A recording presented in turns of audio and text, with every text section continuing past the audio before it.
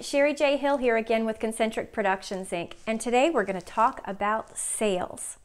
But before we get to that, I want to go over a couple of things really quickly, mostly having to do with the cups that we use. They're a little bit unwieldy and they're difficult to pour. So I want to show some tips about how to pour a consistent, fast, and efficient, accurate cup. So we have the wine. Notice I'm going to turn the wine so that I'm not going to drip onto the label if some of it happens to come off of the collar of the wine. I'm going to take the cup and I'm going to lean it to the side and I'm going to pour into the cup like this. And I'm kind of holding it precariously.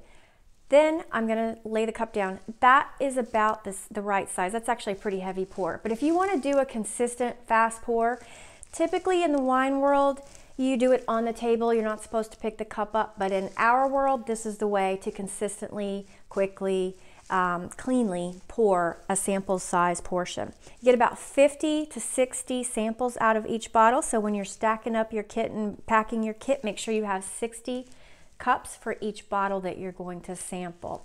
When you have the cup poured and you want to offer it to the client, I like to set it on the table in front of the display bottle that it actually corresponds to. So when people taste this flavor, they connect it with this label and this bottle.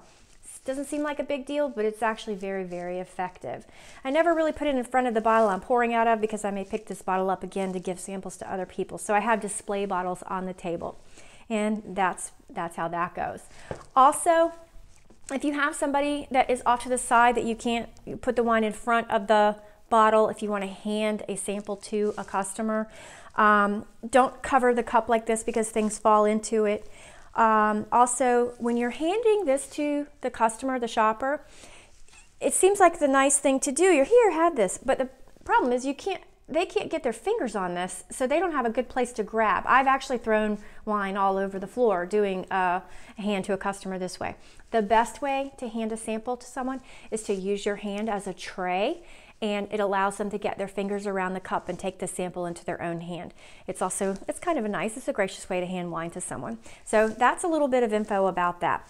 Also, we do not pre-pour wine. We go through a lot of trouble to keep it chilled, the white wine especially.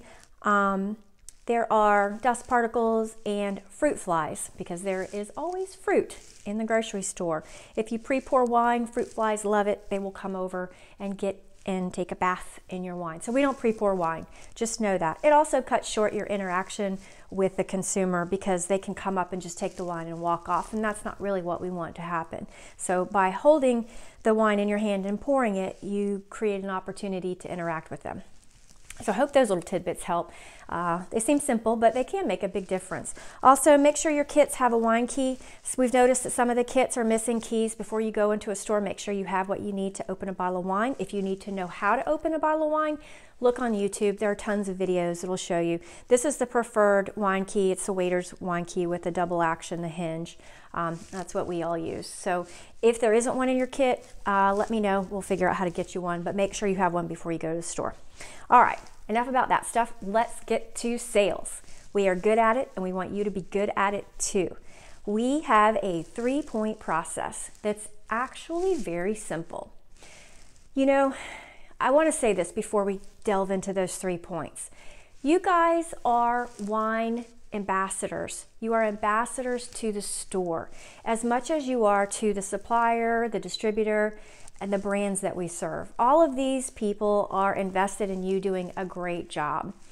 If you're in the store and somebody has a question about something not related to what we're doing, try to find somebody in the store to connect them to so that they can help them. The stores really appreciate it. They really, truly do, and it makes a big, big difference.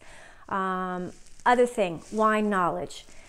I've had some people express the fact that they're intimidated because their depth of wine knowledge is not as deep as they feel like it needs to be. We don't source you guys based on your depth of knowledge. We look for you based on your personality and your ability to connect with other people. That actually is more valuable than your knowledge for wine. That will come. We will teach you what you need to know, and the wine knowledge is the easy part of this. So don't feel intimidated. There are wine experts. There's always going to be somebody who knows more about wine than you do. Don't worry about it. They love to tell you what they know. So just let them tell you. Say, hey, I'm on a journey to learn about wine. I'm learning, share with me what you know. I guarantee you, by taking that stance, you've made it completely comfortable for everyone. Nobody expects you to be an expert. If you are, fantastic. If you are, don't flaunt it. And mostly just connect with people. That's the biggest part of your job. Which brings us back to sales. The 3 points are: invite people into your space, entice them to take a taste, and pull them to purchase. We never push anybody to buy anything they don't want. So what does that mean? Sounds simple, right? Well, inviting them into the space means you make eye contact and you greet everyone that walks by. Nothing weirder than walking by another human being and not having them acknowledge you. It's odd, it's rude, we don't do it. Even if they're underage, obviously I don't offer them what I have on the table if I'm offering wine if they're underage, but I still make eye contact and greet them. They're people, I mean, there you go. If they are of age, I am like a doorbell. I say to them, I have wine, I have sangria, which we serve a lot. I have wine open, something that you'll hear me say. This is the way to make that verbal cue, and my voice, I can project pretty far. I will tell somebody, 15, 20 feet away, I have wine open. I'll raise my voice and pull them in. Once I make eye contact with them, if they don't turn around and run the other way, I make a gesture. Come on in. Yeah, I know you worked hard. I know you deserve this. It makes shopping more fun. You'll hear me say that quite a bit. And it's true, it really does. Sip and shop is a real new and upcoming trend. So I bring them in. I gesture, they're coming in. As soon as they get here, I typically ask them, what do they like? Do they like sweet or dry? If I have sweet or dry on the table, I want to make sure I give them something they're going to enjoy. You can't really judge a book by its cover. You kind of get a feeling if you're doing this industry, like there are some stereotypes. Elderly women prefer sweeter wines. I mean, it's not always, but most typically that's the era of wine that they were exposed to, was a sweeter type of wine, and that's what they're accustomed to, and that's what they like. So that one's pretty true. The rest of it, I don't know, the bets are off. But find out what they like, sweet or dry, red or white. Give them whatever they will let you give them. I don't really talk a lot about the wine. I may pour the wine and say, now this is the Sauvignon Blanc from Italy, or Sauvignon Blanc from New Zealand, or wherever the wine is from, but I'll say what the varietal is, and it's from Cupcake, which is one of our brands, or the Sangria from Lilia. These are brands that we serve. And I'll say that. I'll give the brand, usually where it's from, and the varietal. And I pour everything that they'll let me pour. And the next thing is, I want people to give me their opinion and pick a favorite. Doesn't seem like a big deal. It sells a ton of wine because nobody likes to be sold. I don't hold the wine hostage and tell you all about the story of the wine and the vineyard and the grapes and the manufacturing process, the whole thing. I don't do that. We don't do that. I simply put the wine in a cup, tell them what it is they're tasting, and ask them to choose a favorite. It takes all of the pressure and all of the commitment off of them. Makes the whole dynamic completely different, much more relaxed. It's amazing how effective this small little trick is. So I'm going to pour you all of these wines, and I'm going to ask you which one is your favorite. Amazing. Boom. So they go through. I don't really talk a lot while they're tasting. I wait for them to decide. If they can't decide between two, sometimes I will pour them side by side, and I'll say, okay, now taste these two side by side, and then maybe that will help you choose your favorite. I wait patiently. I smile. They're tasting the wine. They're making their decision. In the meantime, if other people are passing by, I bring them in. I say, come on, we're having a wine tasting. I'll bring other people in and start the process for them while this person is still trying to make up their mind. Without being rude to them, I incorporate other people and other shoppers that are coming by. This is a big deal if you're in a busy store. So while this person is choosing, they make their choice. I actually like this one better. And I say, oh, well, that's great. It's on super sale. It is $9.99. It's usually $13.99, and it has a $1 off coupon, and it's buy one, get one free. And if you buy 10 bottles, you get a 20% discount or whatever. I'm picking those numbers arbitrarily. But whatever the promo is that we're supported in the store, or whatever the store offers to help us entice people into buying the wine, we offer that at that point. I don't talk price or give price while people have wine in their mouth. I know that's silly, but that's just the way I do it, and it's actually very effective. I let them enjoy the wine before we talk about the portion where we're pulling them to purchase with the sale price. If they're still there, they haven't walked off, that means they want a little bit more information. They're trying to actually make a decision. I help them visualize themselves enjoying the product in their lives. Either a nice red out by the fire pit in the fall, or if it's a light wine with frozen fruit, if they like a sweeter wine and it's not quite sweet enough, with frozen fruit in a nice crystal glass. Whatever the benefit is in enjoying the wine, I help them visualize that. And I can give you guys that on a one product by product individual with each job. Those key points will be there. But you get the general idea. Then if they're still there, they want to know a little bit more about the story of the wine. This is where you'll find out if they're the wine expert or not, because they'll try to ask you questions. Was it in a steel? How did they cask this? Is it oak? Or they'll ask you. And feel free to consult the back of the bottle and allow the customer also to consult the back of the bottle. If you know, let them know. If you have a story, tell them the story. If you don't, look at the back of the bottle and say, you know what, I think I read something about that on the back of the bottle. It's okay.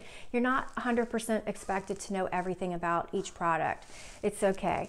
And if they're in that vein of person where they really want to have more information about the story, then try to give it to them. That usually is enough to pull them in and pull the purchase. Sounds simple. It's really only 3 steps. Invite them into your space, be welcoming, and entice them to taste. Make sure that you're getting other people while you're having the people in front of you, and pull them to purchase with the price, visualization of enjoyment, and the benefits of the wine. It's good to take for a party. It's great for a barbecue. Each interaction will come with a benefit list for you to insert those pieces into the interaction. Pretty simple stuff. I will say this. Always, always, always be gracious, even if you're rejected. If somebody comes by and they're one of the sideswipe people, which means they give you reasons that they don't want to taste, that they don't drink alcohol for whatever reason, if they tell you that they're religious and they don't drink alcohol, if it's for their health, if they're in AA, whatever those reasons are, always say, hey, thank you. Appreciate that. Good for you. Stay healthy. Stay strong. I'm on your side. Enjoy your shopping. You'll hear me say that a million times in the store. Enjoy your shopping. If you have someone who's lingering and they've already sort of made their decision and they're just chatting because, come on, we're kind of an interesting thing in the store. People want to come over and they'll camp out and maybe block the interaction for other people. They want to tell you long stories. You can tell them, I really appreciate you sharing that with me, and I really had fun tasting wine with you. I hope you enjoy your shopping, or enjoy your shopping. It's kind of a nice dismissal to free up the space in front of the table and to do it in a way that's gracious. Always thank people who take wine. Always thank people who don't take wine. Let them know if we don't have something that they like, that we'll bring something again the next time. Let them know we'll be back with other products to try to put in their mind that we are their friends trying to help them find products that they like, which is absolutely 100% true. It's a great job. I love what we do. I do. I love it. Every time I go into a store, I meet the most amazing people and have a great time. You guys, if you're already doing this, I hope that you'll take some of these little details and put them into your routine. And if you're new at this, I hope you find this helpful. Really appreciate you guys being present, committed, and being a part of our success. Thank you so, so much. I will talk with you all very, very soon.